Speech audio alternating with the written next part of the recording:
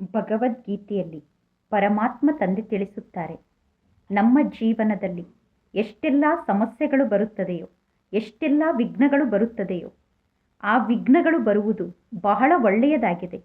ಏಕೆಂದರೆ ಆ ವಿಘ್ನ ಮತ್ತು ಆ ಸಮಸ್ಯೆ ನಮ್ಮ ಸಮಯವನ್ನು ತೆಗೆದುಕೊಂಡು ನಮಗೆ ಸರಿಯಾದ ಮಾರ್ಗವನ್ನು ತೋರಿಸಿ ಸಮಯಕ್ಕೆ ಸರಿಯಾದ ಮಾರ್ಗಕ್ಕೆ ಹೋಗಿ ತಲುಪಿಸುತ್ತದೆ.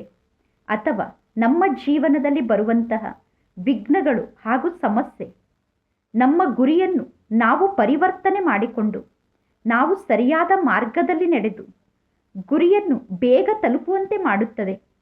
ಭಗವದ್ಗೀತೆಯಲ್ಲಿ ಪರಮಾತ್ಮ ತಂದೆ ತಿಳಿಸುತ್ತಾರೆ, ಎಷ್ಟೆಲ್ಲ ವಿಘ್ನಗಳು ನಮ್ಮ ಜೀವನದಲ್ಲಿ ಬರುತ್ತದೆಯೋ ಆ ವಿಘ್ನಗಳು ಸರಿಯಾದ ಸಮಯಕ್ಕೆ ಸರಿಯಾದ ಮಾರ್ಗದಲ್ಲಿ ಹೋಗಿ ಗುರಿಯನ್ನು ತಲುಪಲು ನಮಗೆ ಸಹಾಯವನ್ನು ಮಾಡುತ್ತದೆ. ಆದ್ದರಿಂದ ವಿಘ್ನಗಳನ್ನು ನೋಡಿ ಭಯಪಡಬಾರದು, ಸಮಸ್ಯೆಯನ್ನು ನೋಡಿ ಭಯಪಡಬಾರದು.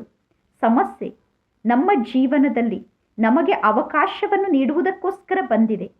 ನಿಂತಿರುವ ನಮ್ಮನ್ನು ಗುರಿಯ ಕಡೆ ಕರೆದುಕೊಂಡು ಹೋಗಲು ಬಂದಿದೆ ಎಂದು ತಿಳಿದುಕೊಳ್ಳಬೇಕು ಎಂದು ಗೀತೆಯಲ್ಲಿ ಪರಮಾತ್ಮ ತಂದೆ ತಿಳಿಸುತ್ತಾರೆ.